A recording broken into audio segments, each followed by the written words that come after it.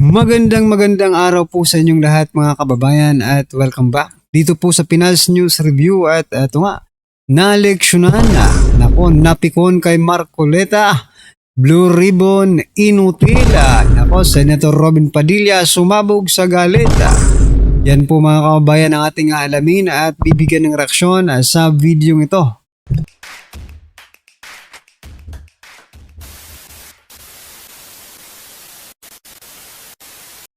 Meron ba kayong napansin doon? So yan mga kababayan, ito unahin na po natin itong si Senator Robin Padilla mga kababayan bago po natin i-play itong pahayag ni Senator Rodante Marcoleta. Sabi po kasi dito ni Senator Robin Padilla mga kababayan, tama na ang politika. Senator Robin Binenga, impeachment para kina PBBM at BP Sara. Ayan mga kababayan, Sa bagay, nung unang impeachment ni Vice President Sara Duterte, sabi rin ni, correct me if I'm wrong sabi rin kasi ni Senator Robin Padilla, tama na ang politika, You know what, Senator Robin Padilla, hindi maiiwasan, ang politika sa politika. Kasi politika po kayo, wala po kayo sa showbiz, Kayo po ay nasa larangan ng politika ngayon. So, kung sinasabi mong tama na ang pamumulitika, sino po ang sinasabihan mo? Si President Sara Duterte, President Sara? Anong President Sara? President Bongbong or Vice President Sara Duterte? So, parehas niya pong sinasabihan, So, sino pong nasa likod pala nila? Diba? Ang nasa likod sa impeachment ni PBBM, sila rin Diba? Ang nasa likod ng impeachment ni BP Sara, sila rin So, pangalanan mo po, Senator Robin Padilla, para hindi po nalilito ang taong bayan kung sino pong tinutukoy ninyong tama na ang politika. Is it Vice President Sara Duterte? Or the President itself, mga kababayan, President Bongbong Marcos Jr., diba? Kasi malilito po ang taong bayan. Dalawa silang ini-impeach, pero sa dalawang impeachment na yan, iisa lang po ang pinagmumulan. Kaya tama ka. Huwag na silang mamulitika at magtrabaho na lang, Anyway, ano po ang inyong masasabi dyan kay Senator Robin Padilla? Medyo magulo, Well, eto, pakinggan po natin itong si Senator Rodante Marcoleta, mga kababayan. Meron po siyang revelasyon patungkol po sa naging hearing, mga kababayan. Ito, pakinggan po natin. Sana maging leksyon po ito kay Senator Ping Lacson. Ito po, mga kababayan. Nung ako'y nagtatanong sa kanilang dalawa, sana po'y makapagtanong naman ako sa inyo. Meron ba kayong napansin nung tinatanong ko yung dalawang testigo, kung sino po yung sumasagot? Kasi po, kung nagtatanong ang isang katulad namin at dinidirekta yung tanong sa kanya, dapat siya po yung sumagot, diba?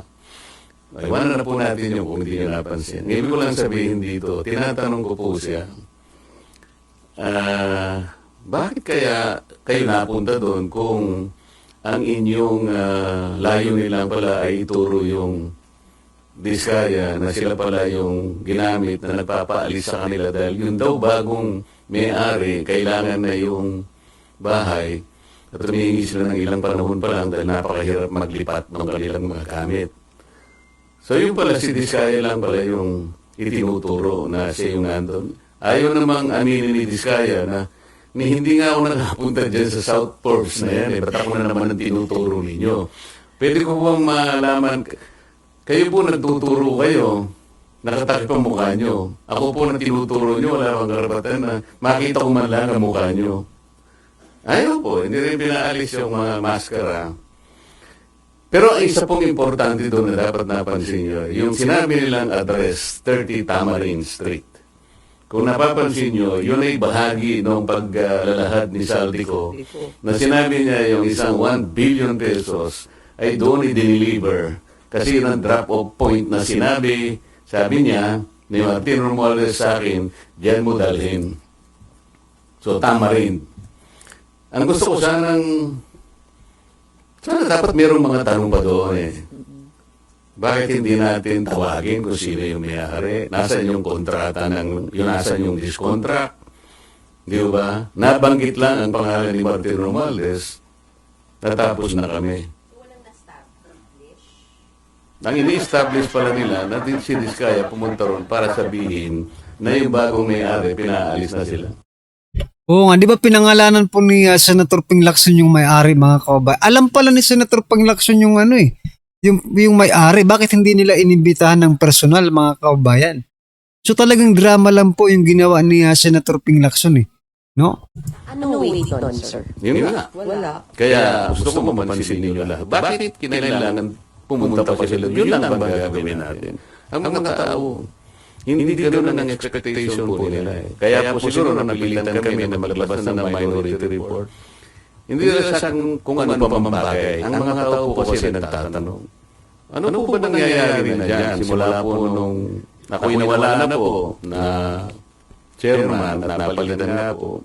Nung ilabas namin si Gutesa, sinabayan naman yun ng aming legislative break. Matagal po yun. Hanggang sa mag-resign naman si Senator Ping. So, ang mga tao na nagtataka, ano naman ito? Ano bang, wala bang ano ito? Wala bang closure ito? Hindi ba natin malalaman kung sino talaga ganito? Meron ba kayong napan? Di ba? Napakaklaro po, mga kababayan, no? Na talagang, yung sabi nga dito, nabanggit lang ang pangalan ni Martin Romualdez, natapos na kami. Useless po, no?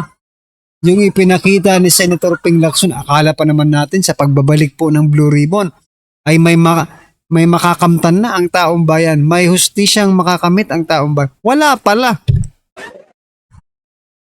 Mukhang nagkaroon pa ng hustisya si Romualdez kaysa sa taong bayan, no? Totoo, mukhang nagkaroon pa ng hustisya si Romualdez kasi hindi na po siya tinuturo kaysa po sa taong bayan na dapat mayroon pong mapanagot. Wala eh. Anyway, ano po ang masasabi niyo dyan, mga kabayan? Just comment down below. At eto, panoorin po natin ang video ito. Sabi po dito, Senator Ping Lacson napikon kay Senator Marcoleta, Blue Ribbon Committee, inutil. Naku po, eto, pakinggan po natin to. Marunong din naman pala mapikon itong mama na ito eh. Bakit di mo ayusin? Yung pagdinig mo dyan sa Senate Blue Ribbon Committee, Panfilo Lacson. Para hindi nasasabihan yung committee mo o mismong ikaw na inutil, walang kwenta, patunayan mo na totohanan yung pagdinig mo sa maanumalyang flood control project.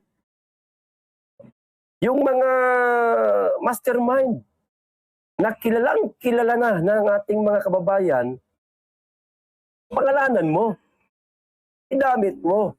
Huwag yung parang iniiwasan mo. Sabi nga ni Senator Rodante Marcoleta, kapag ka nababanggit na daw ninyo ang pangalang excuse me ang pangalang Romualdez biglang naiiba daw yung topic eh. Biglang tawag nito, biglang nababago yung script o hindi o natitigil. Pansamantala, yung inyong pagdinig dyan sa Senate Blue Ribbon Committee. O nahahalata ho kayo ng ating mga kababayan, Panfilo Lacson, na para bagang meron kayong kinikilingan, na para bagang mas matimbang sa inyo si Martin Romualdez kaysa sa mga sambayan ng Pilipino na nagtitiis ng baha araw tuwing may bagyo, tuwing may ulan. Kalaunan nababawian pa ng buhay yung iba nating mga kababayan. So ito ho, sabi niya ikunin din pala itong mama. Pang-iinsulto sa Blue Ribbon, pang-iinsulto rin sa Pilipino. Ginagamit na naman ng Pilipino. Dilaw na dilaw ang datingan Dilaw ka na ba ngayon, Panfilo Lacson? Huwag niyo pong dinadamay po ang Pilipino. Dinadamay na naman po ang taong bayan, mga kababayan, no? Siya lang naman ang ano dito ah. Siya lang naman ang subject dito, mga kababayan. Bakit pati taong bayan idadamay niya pa? Ayaw nga ng taong bayan na ikaw ang chairman dyan sa Blue Ribbon Committee na yan eh. Di ba? Nung pinalitan mo, si Senator Rodante Marcoleta bilang chairman ng Blue Ribbon, nako, nagalit po ang taong bayan. At yun talaga ang taong bayan. Ngayon, na ikaw naman ang nahaharap sa ganitong issue, taong bayan ang, nako po, wag po tayong maglokohan. Dahil karamihan po ng Pilipino, mismo ang komite ho ninyo ang nang-iinsulto sa palagay ko. Di ba? Ha? Parang binabaliktad po ninyo, pabiktim ho kayo eh. Style bulok yan, sir. Yung pabiktim nyo. So, pang-iinsulto sa Blue Ribbon, pang-iinsulto din daw sa Pilipino, mga babae, sabi ni Ping. Aba, kami po ang naiinsulto sa inyong komite. Sinakson, mariing pumalag sa kritiko ng investigasyon ng flood control project. Mariing pinuna ni Blue Ribbon Committee Chairperson Senator Ping Lacson ang umano'y pang-iinsulto sa kanilang investigasyon tungkol sa manumalyang flood control project. Kahit ni Lacson, ang pandalait sa investigasyon ay hindi lang laban sa kanilang miyembro, kundi Dapat nga mga kababayan, itong si Senator Ping Lacson, mas matapang na yung dating niya ngayon eh. Kasi pangalawang pagkakataon niya na ito. Di ba nung una nag-resign siya? Dahil nasasaktan na daw siya, mga kababayan. Di ba? Dahil sa mga kasamahan niya na hindi nagtitiwala. Ngayon, dapat ipakita mong dapat kang pagkatiwalaan. Di ba? Tsaka yung dapat yung datingan mo dito, dalang palaban ka dito eh. Di ba? Kasi yun ang hinahanap ng taong bayan, yung talagang palaban na chairman. Hindi yung go with the flow lang, mga kababayan.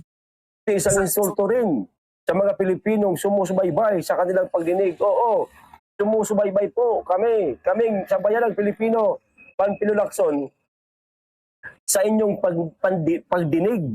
Pero kami po ang naiinsulto dahil yung namin, mula sa bibig ko, na siya ang mastermind, sana, nabanggit mo, hindi nyo po nagawa, sir. Ito po ang naiinsulto rito. Ang sambayan ng Pilipino o yung inyong komite. Sa palagi ko, sir, ang maraming Pilipino ang naiinsulto.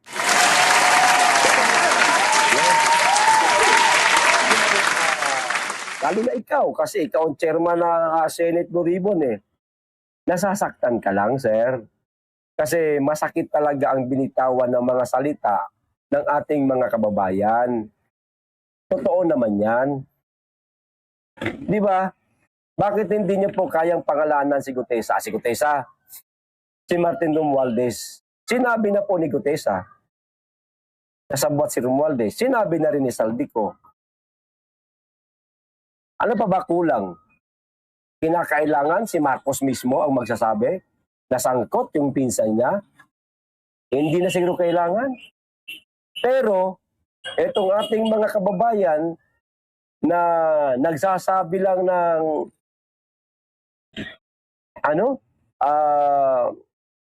Republic of Mindanao, katulad ni Attorney GB Mundok, ikinasuhan ng sedition.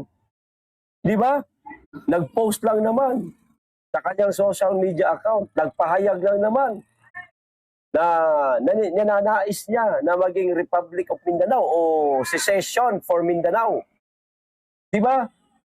May kaso kaagad. Pero yung mga pinangalanan na, katulad ni Romualdez, pinangalanan pa mismo ng tropa niya, ng mga kaibigan niya tulad ni Saldico, Wala lang. Nililihis-lihiso ninyo. Iniiba-iba ninyo. Para hindi mapag-usapan at lumutang ang pangalan ni Martin Romualdez. Ibagay kami po ang iniinsulto ninyo.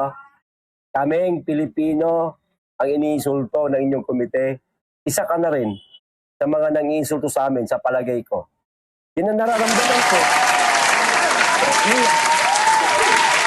Ang pangalan ninyo na inutil at walang silbi ang Blue Ribbon Committee is not only insensitive to its members but an insult to our fellow Filipinos who have consistently followed and monitored our hearing.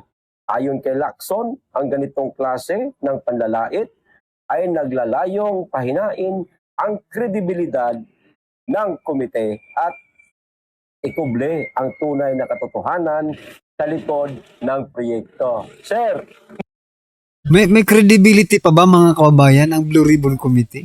Yun yung tanong, Senator Ping Lacson. May credibility pa ba? Sa pamumuno mo pero noong pamumuno ni Senator Rodante Marcoleta, talagang the best, no? Yun ang paniniwala namin, no? At wala kang magagawa doon. Pero ngayon, ano sa palagay niyo mga kababayan? No? May credibility pa ba ang Blue Ribbon Committee? I think wala na po mga kababayan.